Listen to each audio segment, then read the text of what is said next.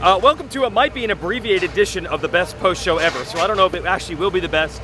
The problem is it's going to rain and we're going to get lightning. So we're going to talk as much as we can while we can.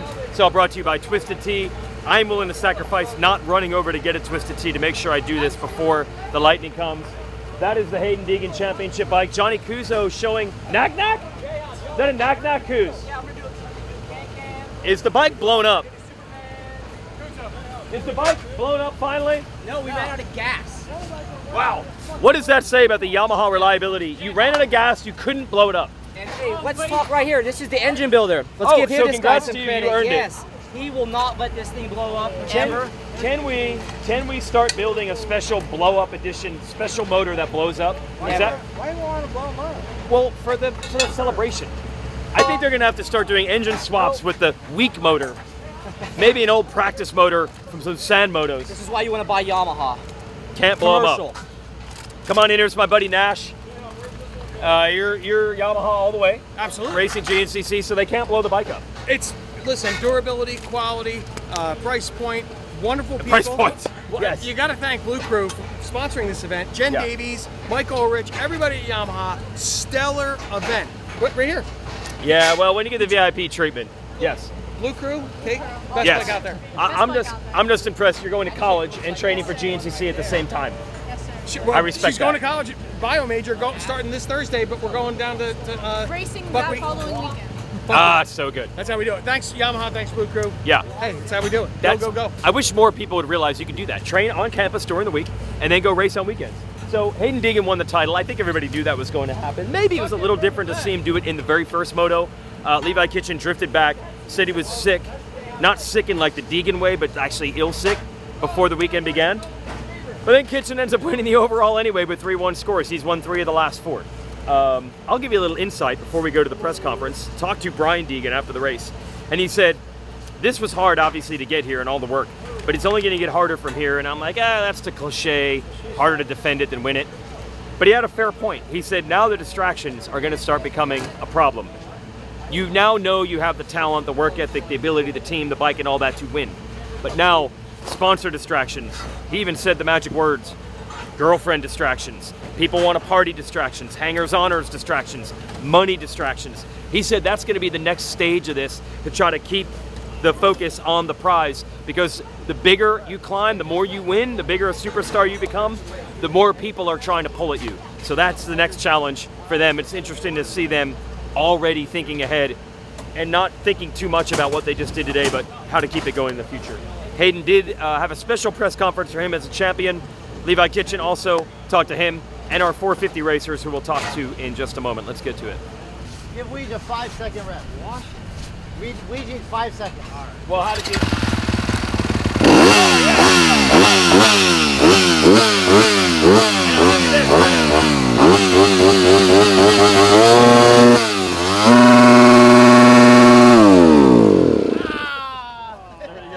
Wow, championship edition, and it still didn't blow up. And there's lightning. What's going to happen first? Is the bike going to blow up, or am I going to get hit by lightning? Yeah, for sure. Last 2 weeks have been really good. And yeah, I think it was just nice to have that break for a few weeks for me and reset. And yeah, the goal was just to at least be in the conversation. Obviously, Haiden pretty much smoked me. But, you know, going into next year, I want him to know I'm here to play. So, yeah, and SMX. I think SMX will be pretty fun too. Yeah, actually my start wasn't that good today.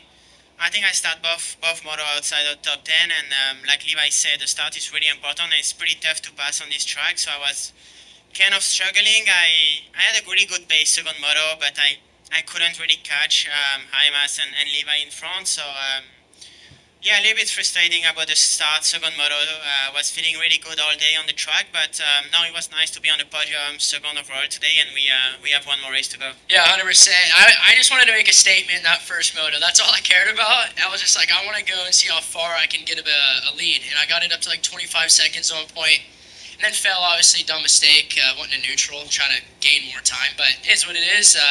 I think I kind of made a statement in that first moto, and then second moto was kind of buried on the start, and then I was just like, literally the only thing I could think about was holding that title up now that I won the championship. So it was kind of hard to race and think about that at the same time, but now that's passed, so we got the championship, and then obviously next weekend get to race Ken Rocks, and so I look forward to that.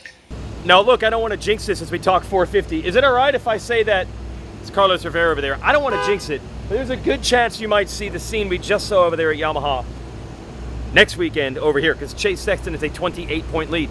But what is interesting about that, he had a 28-point lead going into Unadilla. Hunter Lawrence is kind of back to where he was early in the season. He's holding serve, winning the first motos, but Sexton's been getting the second motos. It happened again today. It's just those final probably 10 minutes of the second motos. Sexton has had that formula really all year, even all the way back to the opener. I mean, he was putting serious pressure on Jet Lawrence. I found Mitch. Get in here, Mitch. And it is putting him on the precipice of a title. I hope that's not jinxing it. But this could be the celebration next weekend. I feel like we've talked so much about Chase Sexton's journey all year and how difficult it was in Supercross and where he's gotten to now. And I think we've forgotten the fact that, oh yeah, he might be the 450 motocross champ. It's going to happen. It's very likely. Yeah, I think it's even plussing her up, getting up there too, being pretty consistent. Yeah. I think we're like downplaying how good these guys have been. Yes. Even like, I think I was sitting there last week talking to Hunter, and I'm like, oh, great win and everything. And then like I got back in the hotel, I'm like, oh, it's only his second moto win. It feels like he's had more than that. Yes. And it feels like these guys have been battling for great wins. They've had huge wins, but yeah, I think he's got 5 overall wins in a row now for Sexton. Yeah. He's going to more than likely be champion. I feel like, I was thinking about this earlier, I think he's kind of making his name for going to be one of those guys getting up there, like maybe not all-time great status, but like he's starting to work his way up there. That's the 3-time point. Supercross champion. Yes. 450 Supercross champion. He's going to be Pro Motocross champion. Like, he's starting to make his way. He got the 2 small bore titles. Now he's doing the Premier Class titles. Like, I was thinking about it. He's working his way up there. Yes, and I know that some people are watching this saying right now, yeah, but Jet Lawrence isn't here. But look, I'm going to give you... Is Ryan Dungey an all-time great at this sport? Is anyone going to argue that? At this point, no one's saying, like, Villopoto wasn't there when he won his titles. Like, eventually you get those titles, and as time goes on, the details start to fade in the background. You win the titles, you win 2 on a 451 in each class, you're a bad dude. Yeah, and I think we're forgetting that. Yeah, and imagine maybe next year if Jet and him are battling again, like, when Matt comes back, like, we could see these guys, like, trading championships. Villopoto getting 4 in a row, I don't know if that's going to happen, you know, a ton. You know, we'll see, but it really could be like Jet and him could kind of go back and forth between Pro Motocross, Supercross, SMX. It could just be a lot of trading of championships, which I think is really exciting. They're all so good, and so it's Jet's. You know, I got to say he's the guy to beat. He's hurt now though, so so Sexton steps up, but it could be back and forth the next couple of years, which is going to be exciting. And what a journey for the team, because like I said, the whole season was in Supercross was defined by every week Sexton having another meeting in this truck trying to get the bike where he wanted, and look at him now. He's already clinched first seed in SMX, meaning he scored the most points in both series combined by a long, long way. So we'll see if this scene next weekend, Tom, do this. Take this clip and then edit it into next week's show, and let's see what it looks like.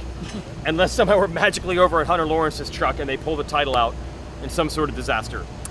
One other thing in 450s to discuss, Eli Tomac. He ends up 7th overall. I don't think it was the 7th best rider. I think he showed in the first moto he's better than that, but he talked to Jason Thomas at the end of the day. He said, yeah, that second moto, it started to feel brutal. But I feel like he showed signs of Eli. Yeah, he told us on Friday, like, he wasn't going to be pumped with the 4th or 5th. He was shooting for podiums. Yeah. I don't want to say that wasn't realistic because the top 3 guys, like 4 guys, have been really good. But yeah, he was better than Jason Anderson, which I didn't expect to see right off the go. Yeah. Anderson's been really fast. He's won here like 2 years ago. Yeah, he was pretty consistent the first race, or first moto. I think second moto he was like, I don't know if he was outside the top 20. He was pretty close, pretty far back. I know these guys get kind of spaced out. I think he just had to work through a lot of traffic. And I know he was stuck behind Phil Nicoletti for a while, which Phil would love, I'm sure. But I don't think, he's probably not pumped with 7th overall, but I don't think it's horrible as it seems, I guess. You know, which 11th place, you're like, oh man. But first race back, I think he's got to be like, look, you didn't do the Cooper Webb, get hurt right after he came back. So take the positives. I think he'll be better next weekend. Yeah, that's what we look forward to. All right, real quick, 450 press conference. I think Hunter Lawrence came in early. We'll get him and then the 2 KTM runners. Yeah, mathematically still in it. Good start to the day. First moto was good. Qualifying in the morning, everything went well. Second moto, the last, it felt like 10 minutes. The last 10 minutes were where it all kind of got away from me. I was struggling, and it was tough. The track was, it's extremely physically demanding, this track, so it was a tough one. We went with the paddles high for the second moto just to try and put ourselves up front at the start, which we did. Can't complain about the starts. They've been awesome. We've been working for many, many years to be able to pull starts like this. We have a great machine to help us out, but there's been, thousands of million hours of practice starts to get to be able to be this reputable. Yeah, first motos, I don't know. I don't know if I'm just too tired or speed or what it is, but yeah, first motos haven't been the greatest, but second motos have been kind to me. As soon as I even do the side lap, I'm like, okay, I feel better than the first one, which is, I don't know why. But yeah, I felt good. I knew I had the speed to win second moto, and then I fell over.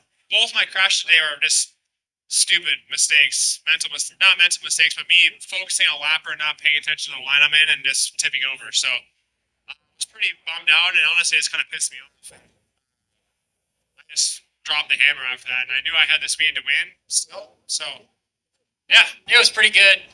The first moto, I don't know. These guys, they passed me and they left me, and that kind of rubbed me the wrong way.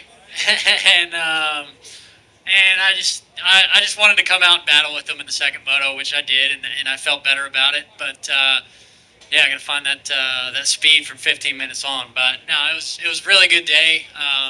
3-3 and my third podium in a row. So I can't be too mad at it. Consistent podiums, and yeah, like you said, the fans they're awesome, man. Just about everywhere we go, they light it up for me, and it's so awesome to see from east to west, west to east. It's pretty cool to see a lot of them show up at the race, watch the race, and then have them have that much enthusiasm for me at the end. All right, we're going to wrap this up. Thanks to our friends at Twisted Tea for backing the show. Ironman coming up. A couple things going to be interesting over the next couple of weeks. Team USA announcement, they held off. I don't know how much longer they can hold off. So they got a tough decision here. Did Eli Tomac show enough? I feel like they want him on the team, they being the AMA, but obviously Plessinger's really earned it. So that's going to be a tough decision. And like we said, you never know. It's not over until it's over with Sexton. Yeah, I mean, he's kind of one of those people that knows it's not over till it's over with Supercross last year with Eli That's getting true. hurt. So it's definitely going to be fun. There's going to be a combine race on Friday. There's going to be a WMX race on Friday. That's it's going to be stacked with a pre-race press conference as well. It's going to be an exciting race. I think there's still some guys that are going to battle for SMX points. There's, Joe Shimoda won 1-1 last year there. There's still some guys who are going to fight for wins and their pride, and I think it should be an exciting weekend. Oh, yeah, one guy we got to give credit to. Your guy, the chef. You were early on the kitchen thing years ago as an amateur. He's won 3 out of 4 overalls. The only race he can't do well at is Washougal. Yeah, and so I asked him in the press conference, he said before Unadilla he went fishing, and he did pretty well there, won the overall. And he said he was sick this week, didn't get to ride a ton, wins the overall. I said next week you're going to go fishing and get sick, so you can just knock that out of the park and get the overall. Less is more. Yeah, but he rode really well. Again, he kind of got that whole shot check out. It was really impressive. Like, the first motos, they can go well, and then if you're sick, the second motos really like hit you like the gut punch.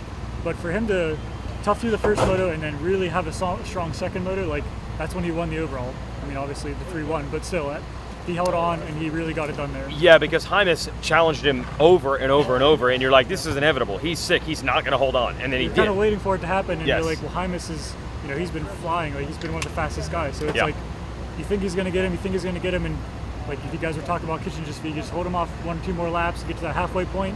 And, he's got that. I'm almost there. I'm going to get it, and then he held strong. Did he seem proud of this one? Yeah, I would think. Like, this is hard earned. Yeah, and again, like we talked earlier, these guys, it's only his 3rd overall win, but it seems like they're consistently up there all the time, and it's like, it doesn't feel like it's 3, but it's, he's definitely like not taking it for granted as he did the first one. Well, I'll end it with this. Look at this crazy stat. Aaron Plessinger has still never won a 450 moto, and Hunter Lawrence has still never won a 450 overall. It's hard to get these wins, man. So you got to celebrate them when they're here, and we got to get out of here. Somehow we avoided the lightning and rain. We'll see you next week at Ironman.